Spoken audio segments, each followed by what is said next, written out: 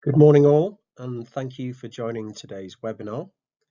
Today I'm going to be talking to you around the upcoming changes to IR35 in the private sector and what a potential world without contractors looks like.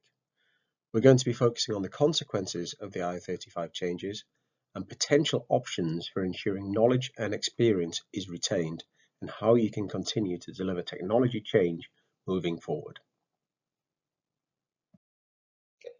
To start with, and to introduce myself, my name is Chris Thompson and I'm a director at 1010 and head up our engineering and consultancy services focusing on full lifecycle quality engineering. One quick point I would like to make is that I am not an accountant nor am I a tax advisor. So everything that we will be discussing in this webinar should not be construed in any way as tax advice. This is an area that is very complicated, and in terms of the decisions around and the impact of IR35, you should seek professional advice in order to determine which direction you should be moving in. In this morning's agenda, I'll be discussing a quick recap of what IR35 in the private sector means, the main reasons as to why organisations use contractors, the potential consequences and options of the IR35 changes, IR35, what I'll call musical chairs, and this refers to the period in which there is expected to be a great deal of volatility in the contracting sector in the UK as the approach of organisations and contractors to the changes gradually becomes clear over time. And then finally, one potential option and approach, the 1010 solution. So, starting with a quick recap on the upcoming IR35 changes in the private sector. Now, I don't intend to provide a detailed overview of these, other than to really say that the changes from April 2020 are leading many organisations to seriously review their use of limited company contractors with significant income tax and national insurance liabilities in the event that a contractor is deemed to be a disguised employee. In a bid to avoid this, many organisations are ceasing to or are limiting engagement with new limited company contractors and are not extending or indeed terminating the contracts of those they have. Moving on, I think it's useful to recap the main reasons as to why organisations use contractors. These can be summarised as to bring in specialist experience and skills relevant to a specific and often short-term requirement, short-term roles with technology change projects and programmes. Now I say short-term again, but clearly many roles last a number of months and even years. To achieve flexibility by ramping up quickly to service peaks in demand and conversely ramping down quickly. Contractors are often used as a solution to permanent recruitment limitations and freezes within an organisation, meaning that long-term permanent costs are not taken on. It is also a way to address the continuing and very challenging technical recruitment market in the UK, which leads many organisations to use contractors as a fallback. It avoids the risks associated with permanent recruitment, typically what to do if the resource doesn't work out. It avoids the high expense of hiring and training new employees. It also avoids the cost of employee turnover. And finally, it is very often the easier option. So, what options do we see in response to the IR35 changes? We've been discussing IR35 with many of our customers over recent months, and it appears that potential consequences and options of the changes fall into the following categories. The first is moving of both existing and new contractors inside of IR35, typically via an umbrella company. This is an area that has seen significant press attention over recent weeks, with some large banks making blanket IR35 decisions. Whilst it seems straightforward and the least risky from the end client perspective, it is currently unclear as to how effective this approach will be. While some organisations seem willing to pay extra for the most valuable contractors, offsetting the additional tax that an individual has to pay, many are not. This has the potential to lead to many contractors to move on, creating the IR35 musical chairs effect, which I'll come on to later. The second is the offering of permanent roles to contractors, typically those seen as more valuable in longer term roles within an organisation. It is unclear how effective this approach will be and how many career contractors will be willing to make this move rather than holding out for outside of IR35 positions. This again will contribute to the IR35 musical chairs effect. It also has the potential to impact and demoralise your existing permanent workforce if higher salaries are offered to these contractors compared with existing comparable positions.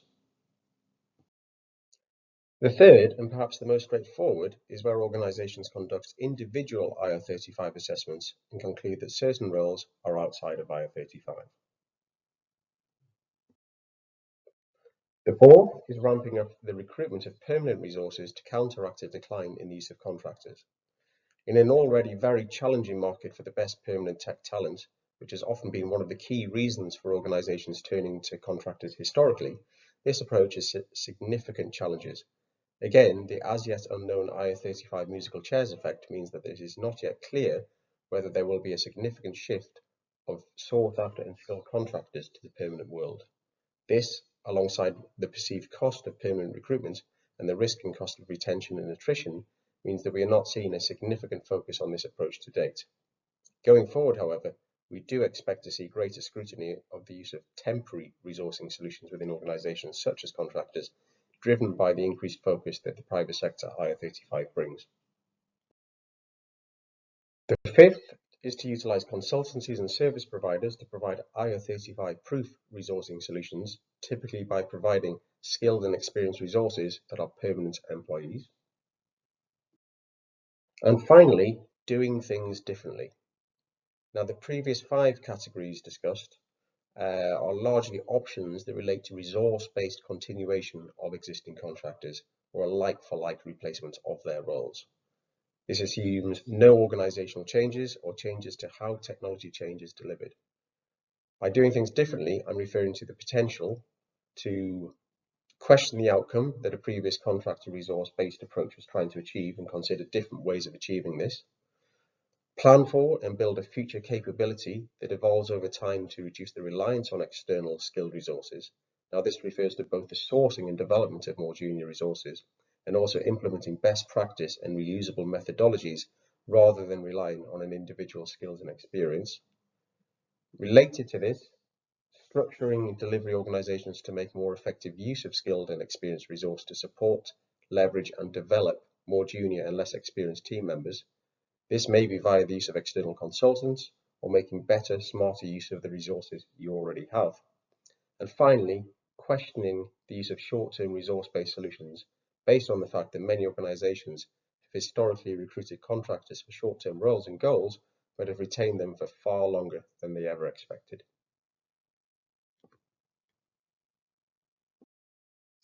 Now, I've mentioned it a few times already, but I just want to spend a bit of time discussing the IR35 musical chairs effect.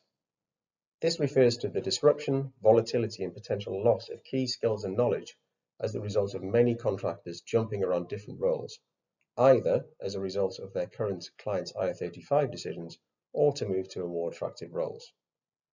This could be to outside of IR35 contracts, to higher paid inside IR35 roles as market rates stabilise and become clear in the new world, or a move to permanent employment for security, better terms, or in line with a shift towards permanent employment in the market. One key point is that with more contractors potentially moving to permanent employment, this could have an impact on limiting the current volume and quality of contractors available, meaning that delivery managers and organisations need to think differently about their resourcing requirements. And given that the use of limited company contractors is such an embedded and key element of how many technology change programs and projects are delivered in the UK, it is no surprise that without extensive planning and mitigation, the musical chairs effect is likely to lead to significant disruption in technology delivery.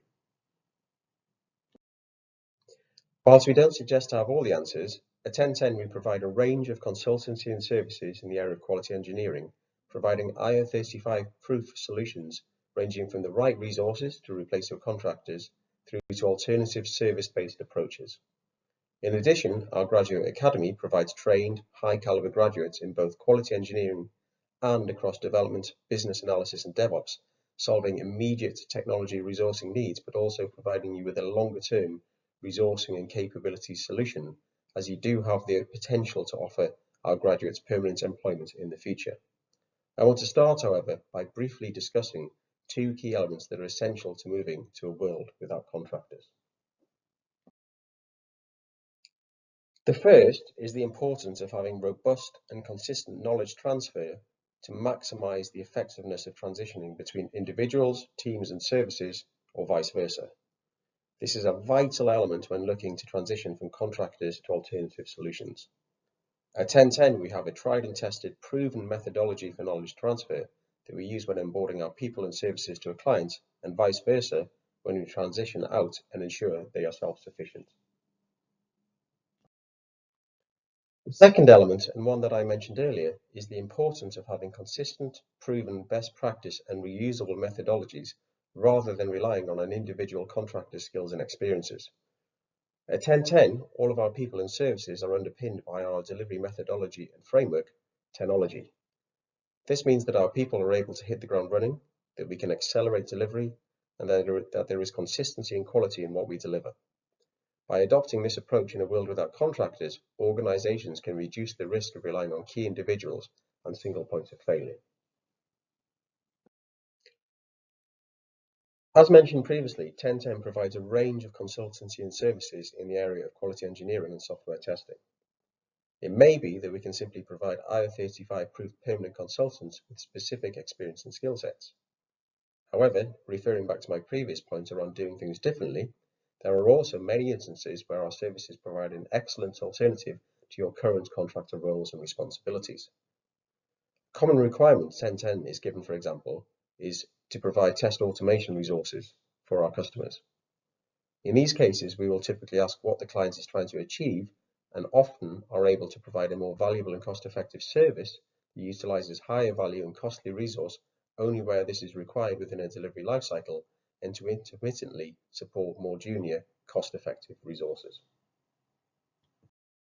Our previous webinar talked about the 1010 Academy resourcing model, so I don't want to dwell on this too much, other than to say that our clients are consistently telling us that the quality and attitude of our technical graduates is exceptional, and that they are very often are quickly more effective than many of their existing contractors.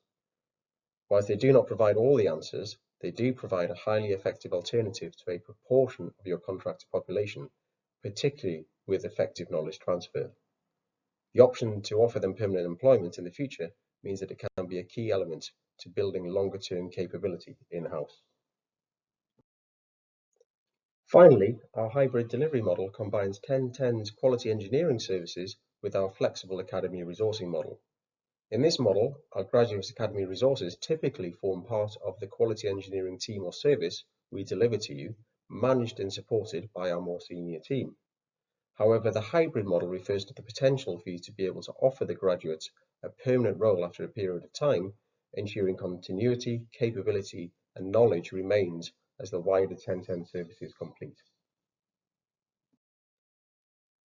So that's it for today. All that remains is to say thank you very much for listening this morning.